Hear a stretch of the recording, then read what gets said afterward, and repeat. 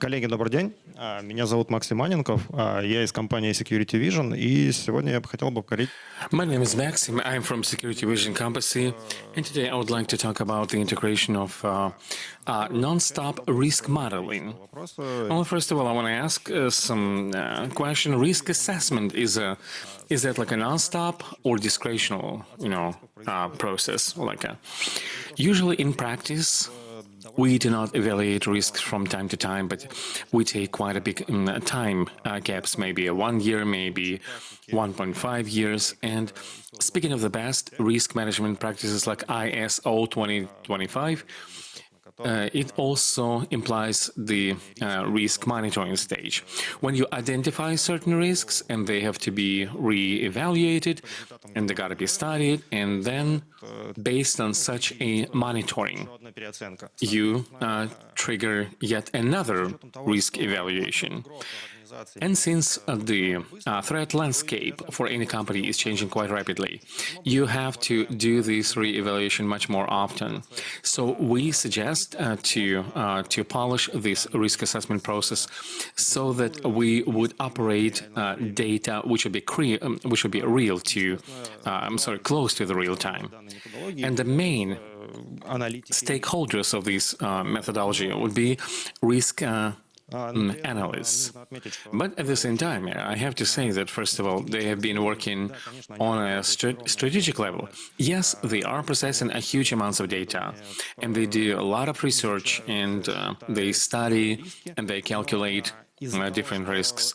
But because this process is happening sporadically, on and off, oftentimes they do not really know what's going on in the SOC center, in the security center, and how the infrastructure changes. So risks may be really different, and they will learn about that a bit later.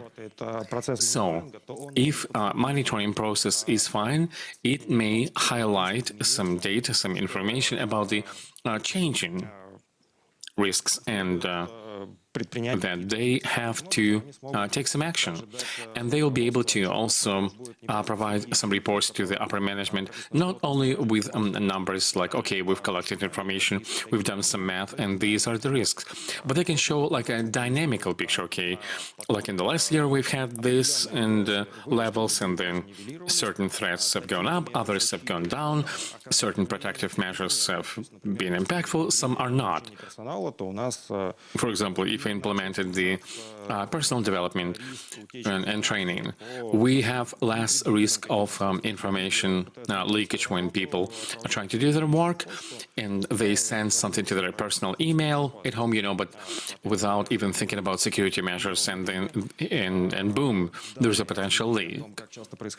So we implemented measure, we followed data, the risk can be recalculated upward or downward, because you have more frequent phishing attacks or some DDoS attacks, or people may have forgotten this last training in the company and they begin again to do something which could be vulnerable. So the company management will be much closer to the real situation and will be able to do a better job forecasting risks and make much more balanced decisions about how to develop their company's safety and security system. And also security operations will they will be able to implement this kind of dynamic risk re-evaluation into their incident response plan, so that their prioritization will be risk-based, so that it will be kind of risk-oriented, and they will be able to evaluate the measure of risk for a different incident and build their priorities. Now, on this slide, you can see the very conceptual methodology of this method, and the basis of it is the knowledge database. It's basically a stack threat model, and It's evaluation by ISO 27. Next, we tune up risk or indicators, and they collect data points from the information protection devices and others, and then they filter out only the most important relevant information which may impact this re-evaluation. You download all of this into the engine, which is working by the FIRE methodology, and it makes a decision how to recalculate risks, and then these outcomes may be sent back into the source base, I mean the source model and map of risks, and also into information protection tools to be able to change something or to be able to offset some highly increased risks. Let's go to stage one, basic risk assessment. And here you get static input parameters into this threat model. And to be able to, And to be able to work with it properly. Risk analysts, they have to have information about a company's infrastructure, its business processes, and all these kind of correlations, communications. So in the system, you have to have all these data, and it should be synchronized in real time. And of course, you have to integrate it with the asset management, because they pull up data for infrastructure, then you map it onto business processes. And these objects, they get certain requirements about the PCD or information about how much money you may lose potentially if a certain object will be threatened. Then also in the database, you store data about the communications of the threats and threats implementations and consequences of those threats. That's why stack methodology is used, because in the new database you have all these connections, and again, you do not have to use the stack methods of realization. You can use the Metro, but Metro is much more costly, I guess.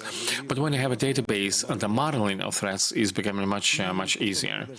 And then, after the model will be built, it's being evaluated by the ISO methodology, because ISO 27005 is the baseline for many other risk assessment methodologies, and it does not conflict anything. But I'll put it this way: you can improve it minimally, and you can adapt it for banks and for industrial components and other commercial organizations. And when building a threat model, you have to build a good and correct attack taxonomy. So this process is quite challenging, and in terms of being able to single out only those negative consequences which should be real for an organization. Like the previous guy was saying, that we can understand who we are and what we may lose. And if we are a commercial entity, then I guess we can lose money, we can lose reputation, or if we are a state, then we care about some social consequences. And then, again, because this stack methodology is giving some links on what kind of threats can lead to whatever consequences. By modeling threats, it's much easier, because if we remove consequences, we see what stack recommends us, and we think of the ways of implementation. We can also filter it, like for who we could be potential like targets for foreign intelligence. Yes, no, and maybe some kind of embassy. Yeah, probably yes. If you are a glass plant, probably not. And after that, stack would enable us to map some protective measures on this. After this threat model, and sorry, I forgot to mention that basically building a threat model in view of complexity of this process, so it could be done by iterations. So you can select only those objects which will be most valuable and threats which will be most relevant, because otherwise you may drown if you start modeling everything. It will be too much. The next stage would be the threat evaluation, and basically the best practices and and the way you use this threat methodology, it is recommended to use experts. Sorry, because only business processes owners they can evaluate what kind of potential damage could happen, because a certain negative event or consequence may be actuated through the threat, and only the technical guys can evaluate probability is that implementable. Do we have a landscape for a potential threat to actualize happen? So you need, of course, to have experts. And let's move on to the key risk indicators. After we put this model and we've built a basic, like a starting point of impacts and probabilities, we know that it's not a final point yet, it's not an outcome of our work. It is only just a starting point for the process to move on itself, kind of being independent and according to dooming cycle. Like you plan, you act, you check, you correct, and on it goes. So by the key parameters, we understand those metrics which may impact risks. To evaluate them, we connect sources. And those could be incidents in information security, which will help us to understand, like, to what extent, just how far certain threats is happening more or less, and what's going on in infrastructure. Is it relevant? And also, the vulnerability management system can also show us, like, what are the preconditions for a certain threat in the company?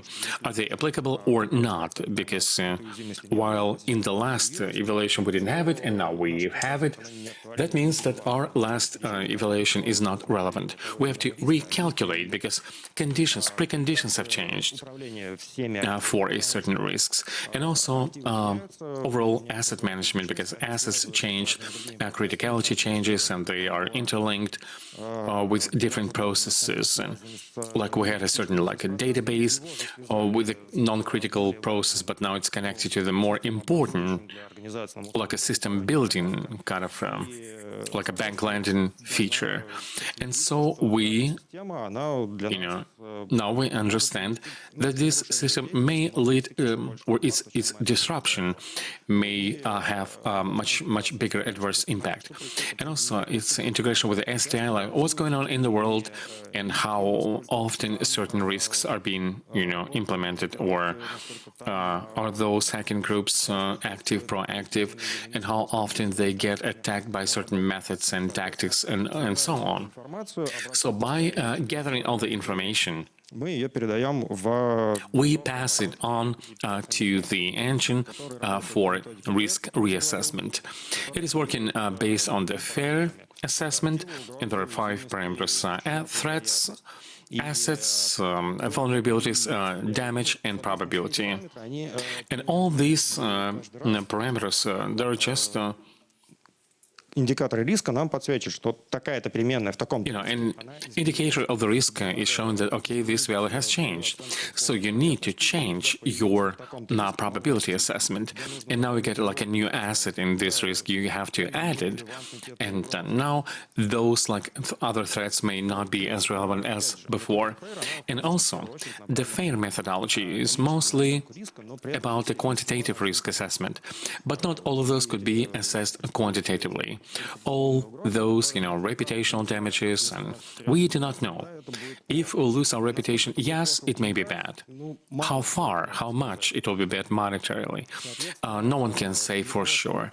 So in order to not to lose this opportunity to do the quantitative risk assessment, we translate quality into quantity through the like a point system. We have impact, and this impact from high, low, middle, transforms into certain like a weight ratio or coefficient, which is being multiplied by probability. And next, how do we do the mapping of those markers for specific risks? I would say it looks like a CVSS, and CVSS is, of course, for vulnerability assessment, but at the same time, it has all the right parameters to connect us with risks, like what this threat is all about. Is it against confidentiality, integrity, or what's the vector of applicability? Network, physical, or something else? How hard or complex it is, and does it involve user or not?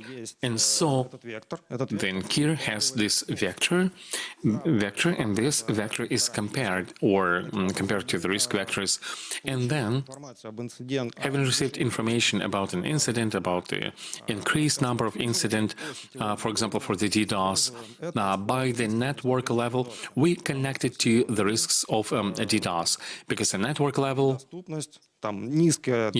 availability, low need in communicating with the user, you do not need to do authentication, so it kind of puts us into this risk zone. Well, basically, this is the principles of how you connect those assets and risks. And finalizing, I would like to say that this decomposition can be done to any level, down to any level.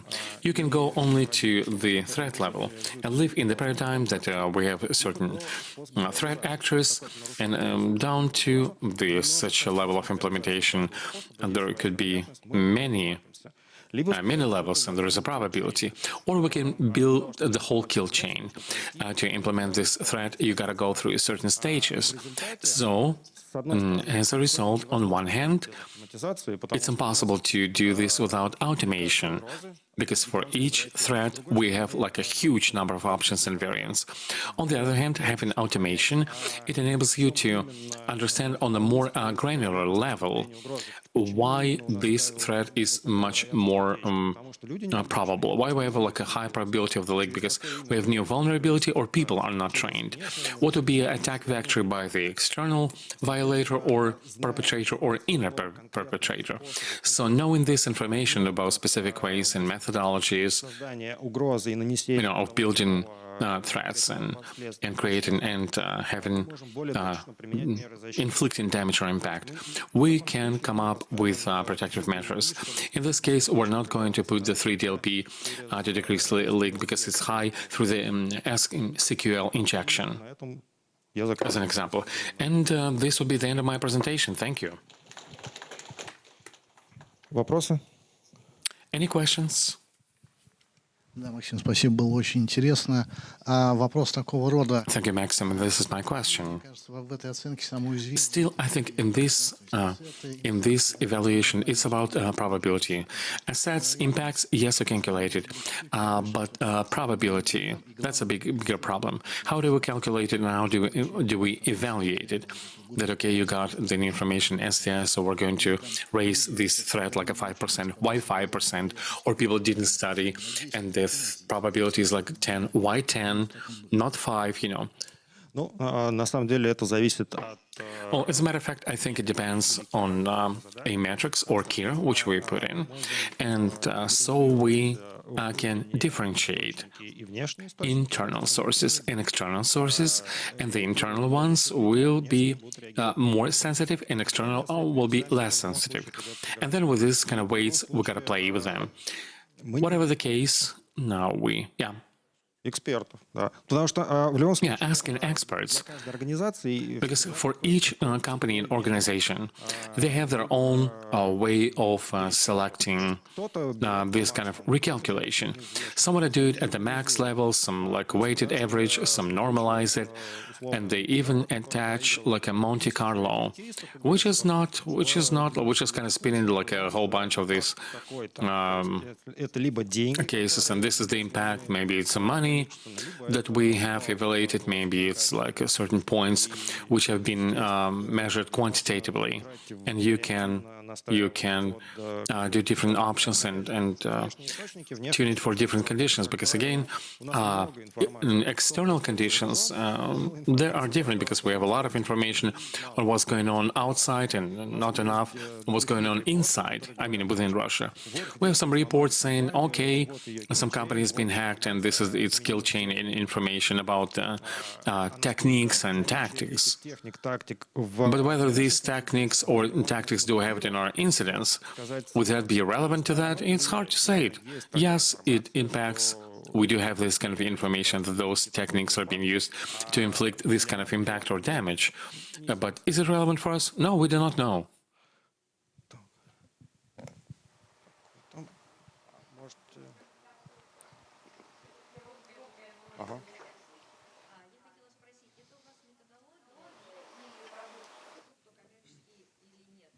I apologize, we cannot hear the question.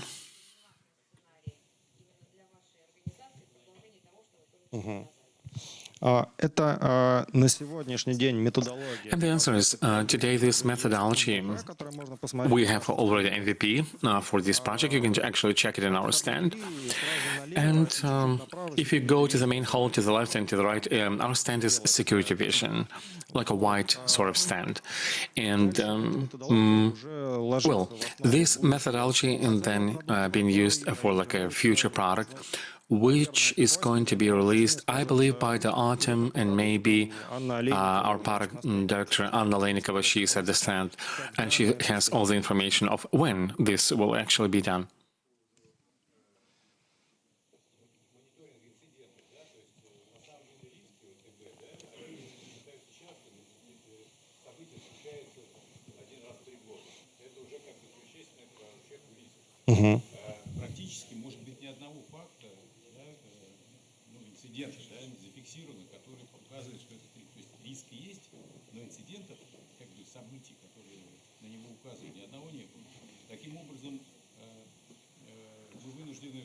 Apologies for not hearing the question.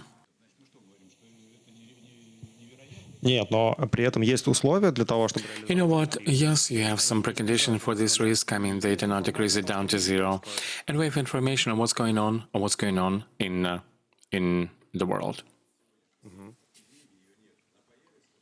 Can't hear the question, unfortunately. Yeah. В этом как раз и ценность методологии в том, что... Yeah, this is the value of this methodology, because, you know, zero-day risk, the classic one, when you, how can you evaluate it if you do the re-evaluation? We can identify it like in 6 months. If we do this evaluation in June, but it's in January, but it's been identified in June, it will be another 6 months and we'll evaluate the risks of this vulnerability. If we look at the vulnerability management and we can see that, hey, we got, well, the 0-day itself, it will be applied before it will be published. You know what? No one will be able to measure this risk, but it will be published and not yet applied in our organization. Of course, you will be able to measure it. Yeah, someone else over here.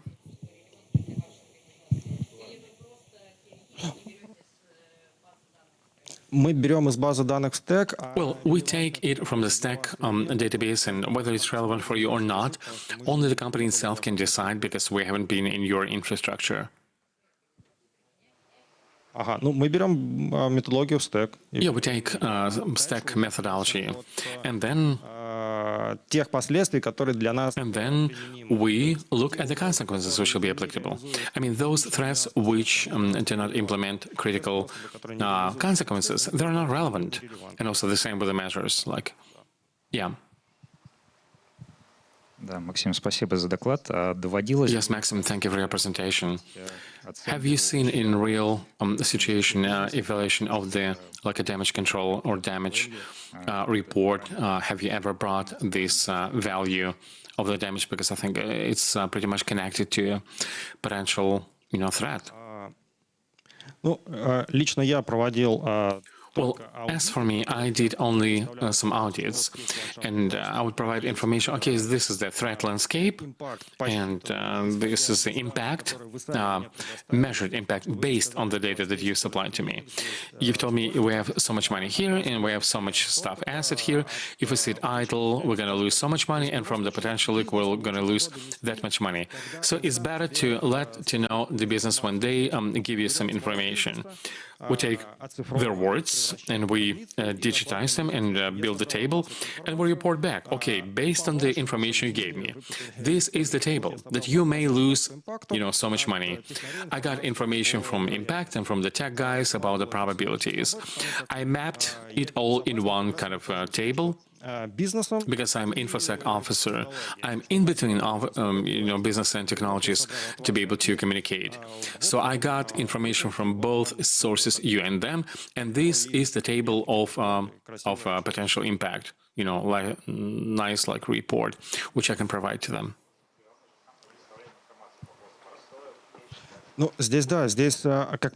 Well, yeah. You know what? Usually there is a scope of negative consequences. It's quite limited, and it's defined on the level of the board of the company. And they say, yeah,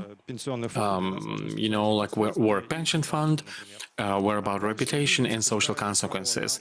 And then business usually de-escalates it to the level of whoever is responsible for particular business processes, which could be a trigger for potential damage. So out of these processes, we kind of pre-select only those which may be instrumental in a certain action, which may result to a damage defined by the company itself.